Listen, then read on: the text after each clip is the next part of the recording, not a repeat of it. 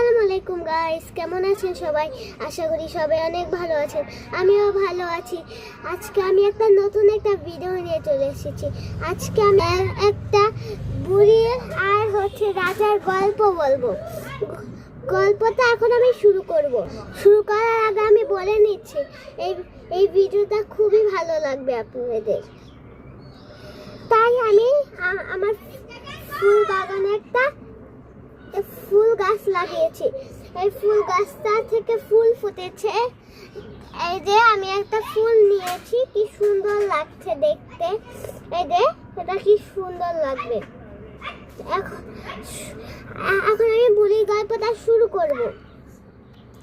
বুড়ির গল্পটি আমি এখন শুরু করতে চাই। এক দেশে ছিল এক বুড়ি। ওই বুড়িটা খুবই কষ্ট করে থাকতো। ওর খাওয়ার জন্য কিছুই ছিল না। ও একাই কষ্ট করে চলতো, খেত, ঘুমাতো। ওর বাড়িটা ছিল এক জঙ্গলে। ওই জঙ্গলে অনেক ভয়ঙ্কর ভয়ঙ্কর বাঘ, সিংহ থাকতো। দেখে ওখান থেকে ও বাসা ছেড়ে একটা শহরে গেল। শহর পেয়েছে।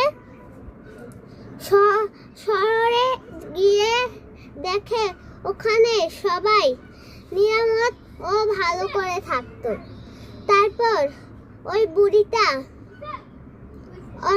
বুড়িটা একটা ছোট্ট পিঁপড়ার ঘর বানালো। ওখানে পিঁপড়া থেকে ও বাহিরেই ঘুমালো।